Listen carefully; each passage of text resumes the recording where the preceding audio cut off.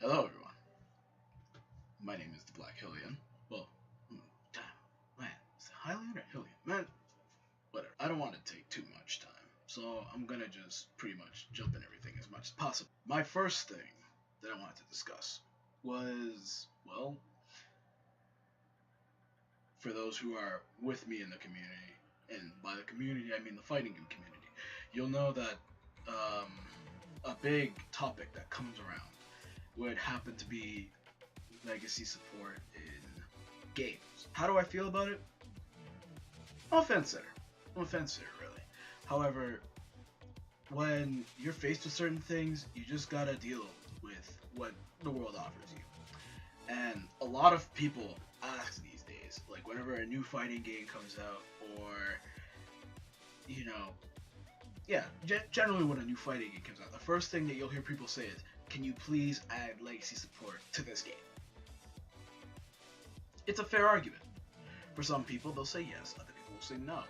In recently, Marvel vs. Capcom Infinite was just released the other day, and to much people's surprise, it doesn't have legacy support. That seemed to be a problem for people, and I can guess why that would be a problem for people, but at the same time, I would like to jump into a couple of things. People will say, add legacy support to this game. We have approached the time where the people who are asking for the support generally have an arcade stick. I just recently got an arcade stick, so I don't know the plights of everything. However, usually their arcade sticks are meant for PS3.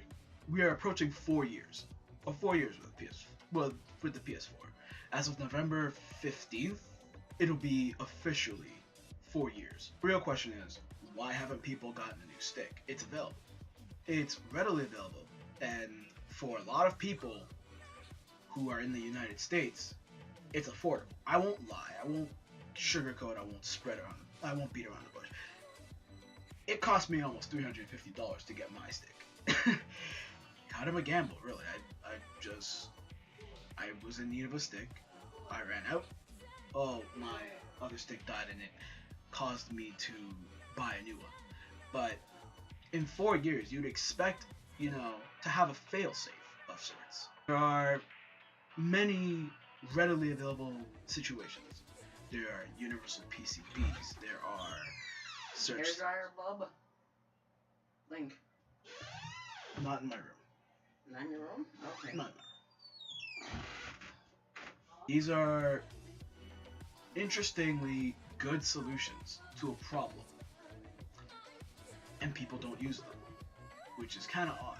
A lot of people don't seem to go through the time to do it, and then spend extra money to do it. I think that's what the entire concept of this is. It's saving money, which is fair. I'm aware that the legacy driver itself is free. You don't have to go around asking. It has to be programmed. Shoutouts to Mike Z for creating the legacy driver. It's free for anybody to use. For certain companies, I know for a fact that labor is always an issue. So to pay more, you have to work more. Adding the legacy driver could probably just be a simple 1-2 step, but you have to pay for labor, and no one likes to pay for labor. Trust me, it's just work ethic. People just don't like paying you more, so they'll try and cut costs just to make sure it's more affordable for them. I'm just rambling here, so bear with me. Game doesn't give you support. What does that mean for you?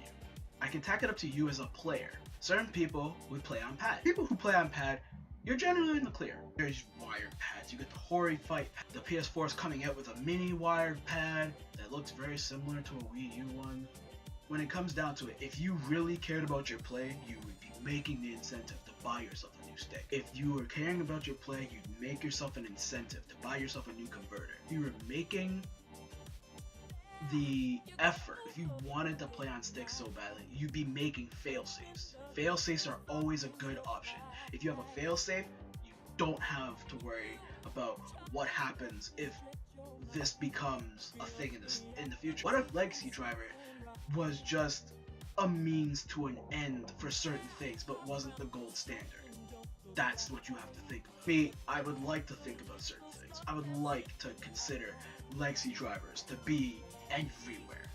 You would want ease of access for every single player regardless. If a player has to use a certain method of play to benefit them that doesn't include breaking the game in some way or cheating, by all means, that's a perfect way of doing it. That's fine. I don't mind that. You have to take into the fact that there's a fear that you may not have a new stick to use.